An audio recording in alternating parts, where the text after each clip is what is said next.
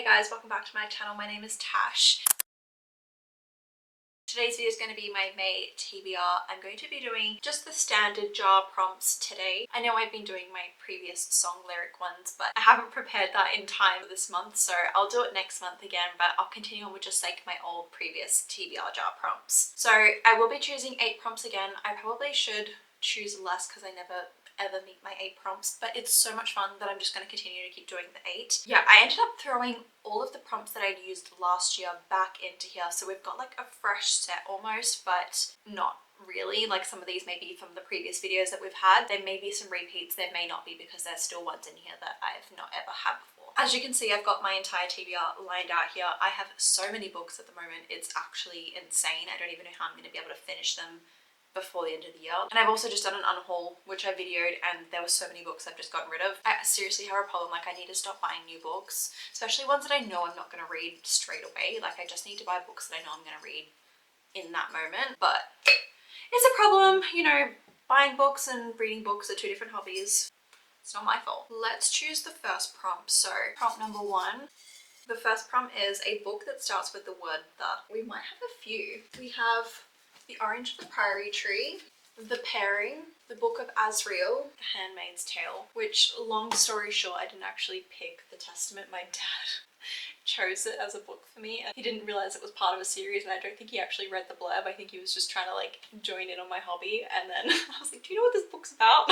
Anyway, so I had to go buy the first book so that I could, you know, read the series for him, but such a random book. But yeah, I've got The Handmaid's Tale. We've got The Long Game, The Graham Effect, The Summer Girl, The Bodyguard, which I've actually tried to read but soft enough at the time. And I've also got The North Wind. There are so many books to choose from. I feel like I'm going to choose between books that I've been sent that I have to read. So like, I knew it was coming, but like, really? Okay, so we'll put that one back. Oh, we have The Nanny as well.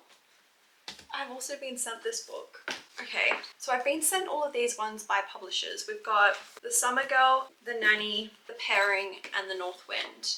The Summer Girl and The Nanny are already out, so I feel like technically I don't need to write like a review promptly, but I probably should still read them very soon. They are going to be probably more like the summer reads that I'll probably pick up. Maybe I'll get them if I end up just choosing a random book throughout the month. Casey McQuiston's The Pairing doesn't come out till August, so I do have quite a bit of time to read this. So I think I may just hold off a bit, savor it so that it's closer to the date. You know, my review may be a little bit more impactful when the release date comes around. So I'm left with The North Wind, which comes out this month, May.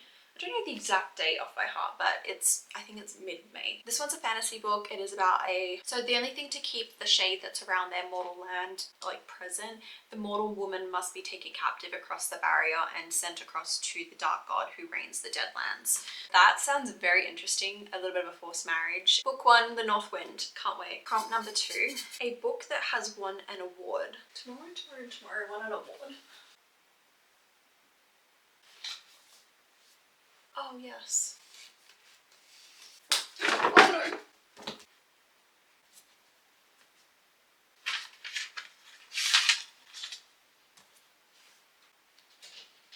Okay, these are 2 books that I know for certain have won awards because they say them on the physical book. We do have Open Water, which has won an award for the winner of the Costa First Novel Award. It was shortlisted for Waterstone's Book of the Year, longlisted for the Desmond Elliott Prize and the Gordon Byrne Prize. Yeah, it's won an award and it's been listed for many awards, so I feel like this is a very good option. We also do have In Memoriam, which is by Alice Wynne. It was the debut fiction prize winner at Waterstones. Trying to decide which one I'm going to choose is definitely a hard option for me because they are both just very sad and devastating books, but they have such amazing reviews. I'm probably going to go with Open Water. I'm so interested to read this, as well as also it is quite a short novel too, so that is very appealing to me if I'm going to be still choosing 8 books. Yeah, I just keep seeing so many of my mutuals recommending this and I just want to know what it's about now. Like, I want to read it and understand it. So yeah, I'm going to choose Open Water. Prompt number 3, an author you've never read. Perfect. Okay, that is a good option. I'm very happy about that. I haven't read Alice Wynne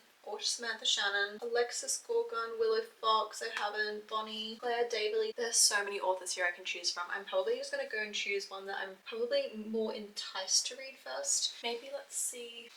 Oh no, there's too many options. Okay. I'm probably going to choose a really good, actually this is by Monica Heasey. One of my friends is actually reading it right now and she said that it's very interesting and she's very captivated already within like the first few chapters and wants to continue reading. So I want to choose this so that I can actually like talk to her about it. So yeah, I'm gonna choose this one. At least then we can read it around the same time. Prompt number 4. A book with a yellow cover. I might have a few actually. We do have The Bodyguard, we have Orange of the Priory Tree, Priory of the Orange Tree, Conversation with Friends. I think I may go with The Bodyguard by Catherine Center because it is coming into spring now. It doesn't feel like it right now because it is very rainy and gloomy outside, but I'm hoping that there'll be some summer's day throughout this next month where I feel like I want to pick this up because it does give off summer with all of the flowers and everything on it. And I've not read a Catherine Center book as well, so this will be a new author to me, and I probably need to add a romance to my current TBR because I do primarily read romance. Prompt number 5. A book that is out of your comfort zone. Okay, another one. Oh my god. I think I'm just gonna do it. Like, I think I'm going to put this on. I am so scared. The reason I feel like this is out of my comfort zone is because of just like all of the reviews and how it can be like it can put someone in like a depressive state. And that's what I don't want, but I also want the pain too. I'm kind of here for the heartbreak, and I do want to understand why people love this book so much but also have very mixed opinions about it. So I just want to be like understanding of like where it's all coming from. So yeah, I think I'm going to choose it, put myself out of my comfort zone and just see what happens. This is a very interesting TBR this month. Prompt number 6. A book that has the trope royalty romance. Oh, I don't even know if I've got one that's royalty. Not that I know off by heart. Oh wait, I don't know if this is romance though. Let me look on Goodreads. I do know that the familiar, she ends up getting tied up with the royals. So let's see if there's actually romance involved in the familiar. Yes, a romance. Higher royal. There is romance involved in this. Okay, let me just double check that it's royalty. Yes, it is like the power hungry nobilities. I don't know exactly if they're royalty, but I feel like they're close to royalty and I'm dying to read this. I've had some mixed reviews. I've had some good things and some bad things, but a lot of like my mutuals who I'm friends with have said good things. I mean, we have very similar tastes, so I feel like this may be a book that I would like. And this cover alone is beautiful. Like, I wish more covers came like this. Like, it's stunning. It is a work of art. Wow. So beautiful. Yeah, I'm definitely reading this. Let's do prompt number 7. 2 more to go. A book you bought because of someone else. I swear to God, every single one of these books that I've purchased myself is because of someone else. Let's go through which ones I want to read.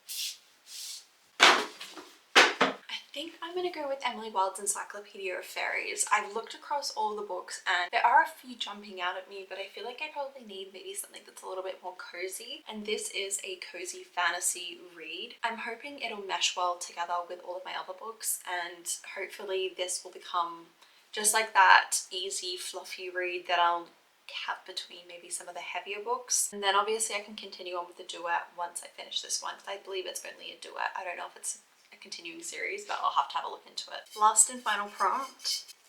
A book that is a newer release. Perfect. That is actually exactly what I want. A new release. Got one here. We've got How to Leave the House, Pairing. We have Unsteady or Falling for Cage, which I just received yesterday. I'm going to choose Unsteady because I did receive this from Simon & Schuster the other day, and the reviews online are actually so good for this. I hadn't even heard of it until they had emailed me, so this is a completely foreign book to me.